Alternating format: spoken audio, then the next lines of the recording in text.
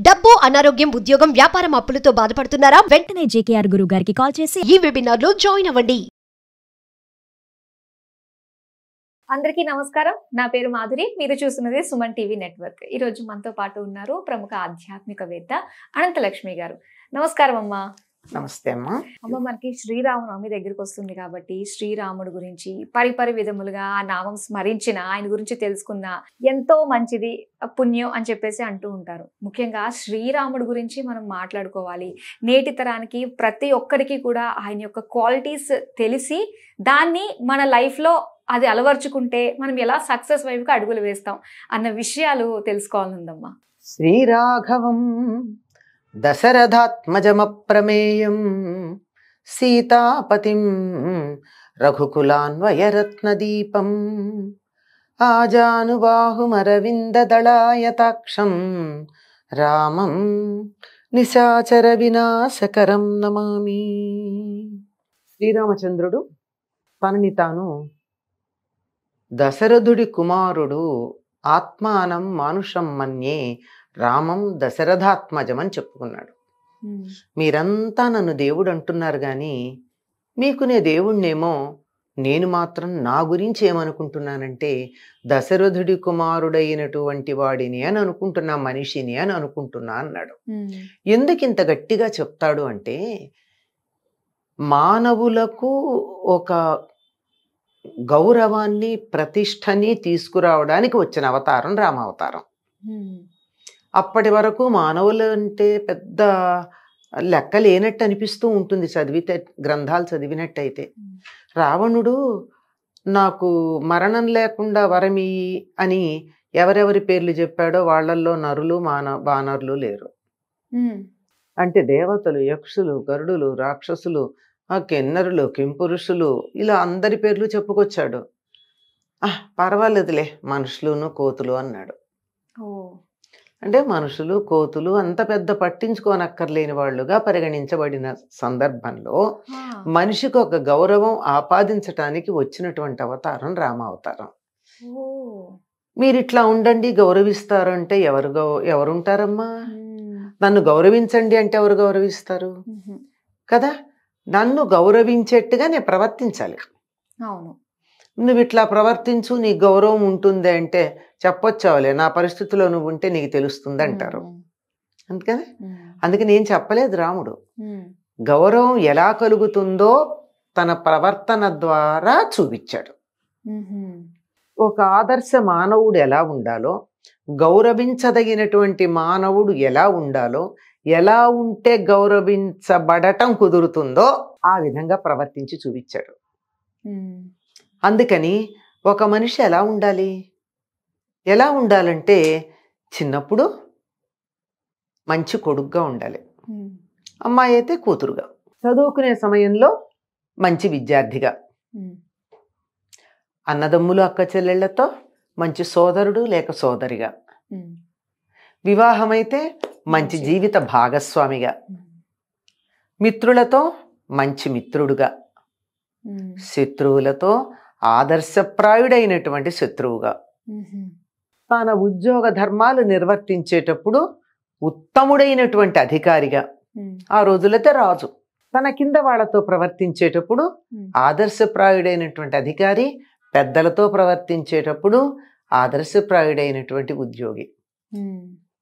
ఇలా ఏ విషయంలోనైనా ఇలా ఉంటేనే ఇలాగే ఉండాలి, ఇది తప్ప మరొక రకంగా ఉండే అవకాశం లేదు, ఇలా ఉంటే గౌరవించడానికి వీలవుతుంది అని చెప్పేటటువంటి అన్ని పరిస్థితుల్లో అన్ని రకాలుగాను గౌరవార్హమైన అంటే గౌరవించటానికి తగినటువంటి చక్కని ప్రవర్తన కలిగినటువంటి వాడు శ్రీరామచంద్రుడు.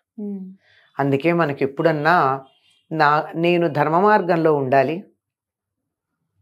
కానీ ప్రస్తుత పరిస్థితుల్లో ఏం చేయాలో అర్థం కావట్లేదు అని సందేహం వస్తే, ఈ పరిస్థితుల్లో రాముడు ఏం చేసేవాడని ఒక్కసారి ఊహించుకుంటే చాలు, మనకి మంచి పరిష్కారం దొరుకుతుంది.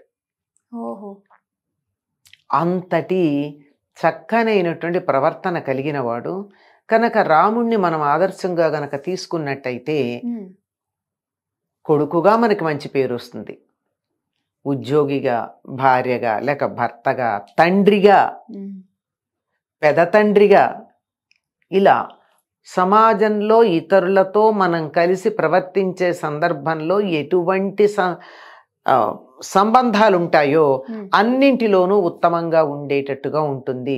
మరి అలా ఉన్నట్టయితే అందరి చేత కీర్తించబడతారు కదా.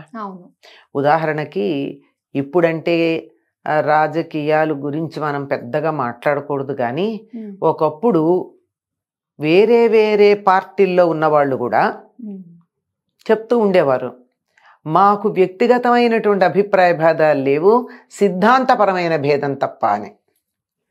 అంచేత చర్చించుకునేటప్పుడు సిద్ధాంతాల గురించి చర్చించుకునేవారు, చర్చ పూర్తయ్యాక స్నేహంగా ఉండేవారు. ఒకళ్ళనొకళ్ళు తీవ్రంగా విమర్శించుకునేవారు సిద్ధాంతపరంగా.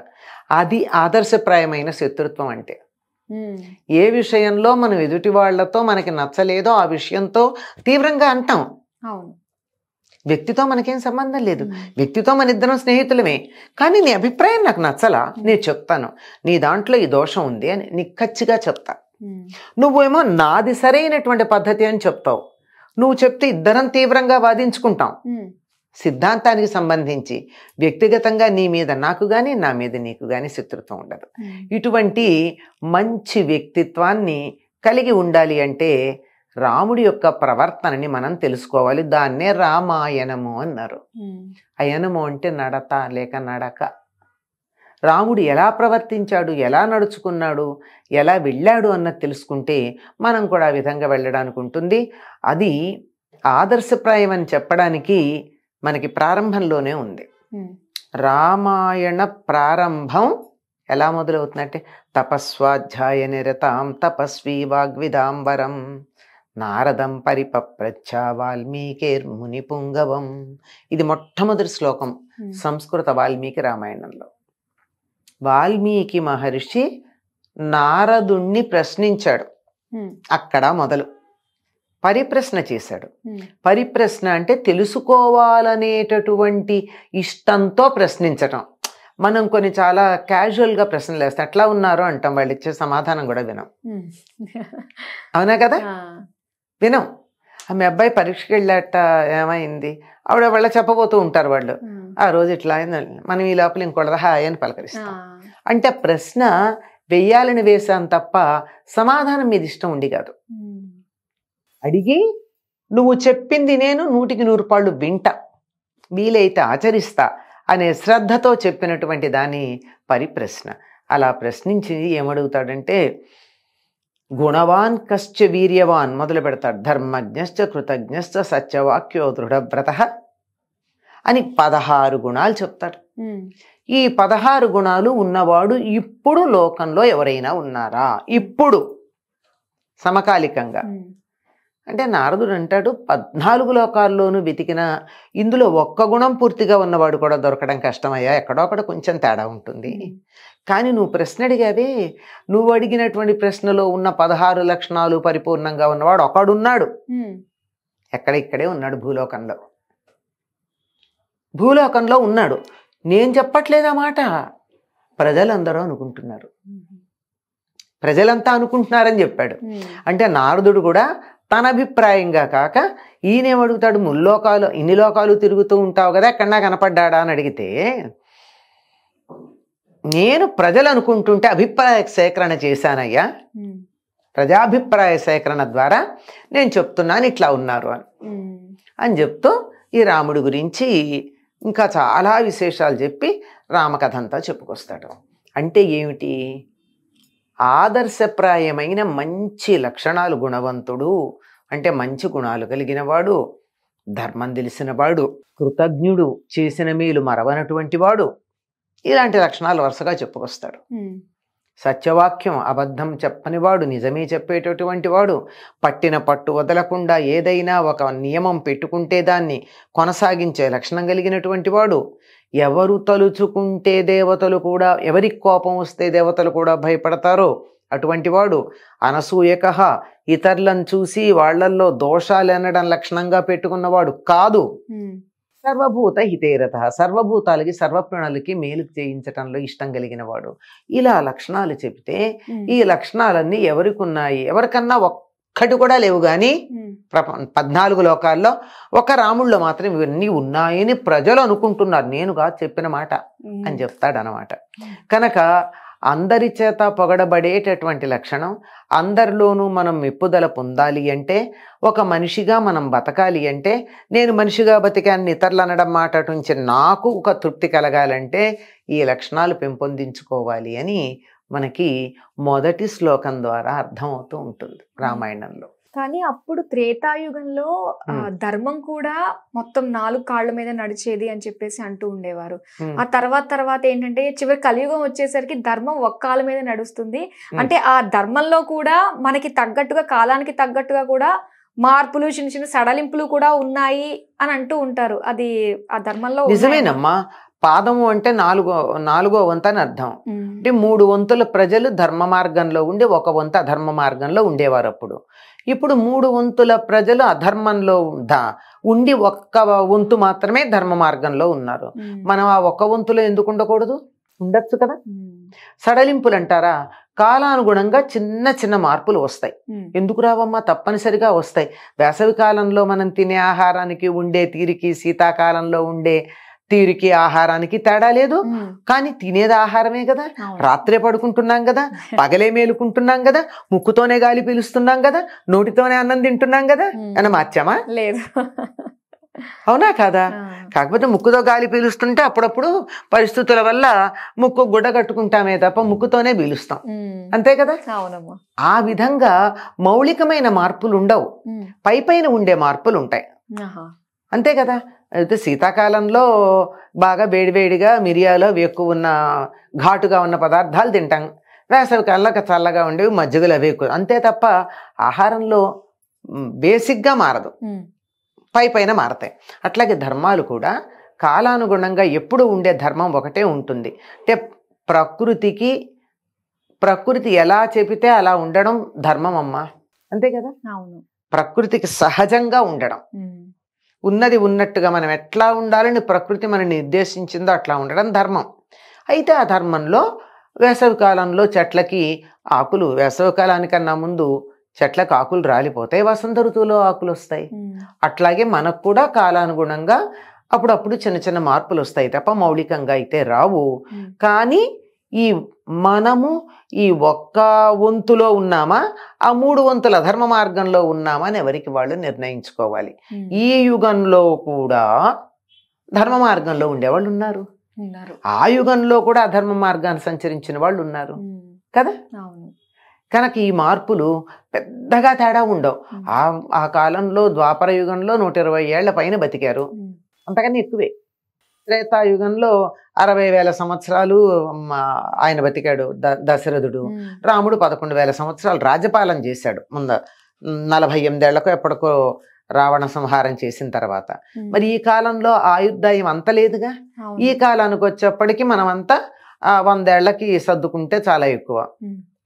60 ఏళ్ల తర్వాత బోనస్ అంటున్నారు. 80 ఏళ్ళు అంటే ఇప్పుడు కొంచెం పెరిగింది, 75-80 ఏళ్ల తర్వాత ఉంటే బోనస్ అంటున్నారు. కానీ నిజానికి మనకి ఇవ్వబడినటువంటి ఆయుర్దాన్ని 120 ఏళ్ళు. ఎటువంటి దురలవాట్లు లేకుండా చక్కగా నియమబద్ధంగా జీవితం గనక గడిపినట్టయితే 120 ఏళ్ళు బతుకుతాం. అంటే ప్రకృతితో మమేకమై గనక మనం బతికినట్లయితే ఖచ్చితంగా 120. ప్రకృతికి అనుగుణంగా అది ఎలా చెప్తే అట్లా. రాత్రిళ్ళే పడుకోండి, నైట్ మేలుకోవాల్సిన పని ఉంది, ఆరోగ్యం పాడు చేసుకోవడం తప్ప. అట్లా ఉంటాయి అన్నమాట. బాగా తెలియజేశారమ్మా. అసలు నిజంగా చాలా మంది ఇలానే వితండవాదం చేస్తూ ఉంటారు. ఆ కాలంలో అయితే చెల్లింది, ఈ కాలంలో అలా ఎవరుంటారు, ఉండడానికి లేదు అని చెప్పేసి. ఎందుకు లేదు? ఎంత నువ్వు ఆ భాగంలో ఉంటావా, ఈ భాగంలో ఉంటావా నిర్ణయించుకో. ఆ 75% మందిలో ఉంటావా, 25% మందిలో ఉంటావా? కానీ ప్రతి మనిషిలో కూడా ఎంత లేదన్నా ఎక్కడో పూర్తిగా సభ్యంగా ఉన్నవాళ్ళు ఉన్నా అప్పుడప్పుడు ఆ 75% కాకపోయినా 1% అన్నా అధర్మం మనసులో తొంగి చూస్తుంది. కాకపోతే కలియుగంలో ఉన్న విశేషం ఏమిటంటే, మనసులో నాకు ఒకవేళ దురాలోచన వచ్చినా దాని ఫలితం ఉండదట, క్రియలో చేస్తే తప్ప. అంటే తరచుగా వస్తే తప్ప.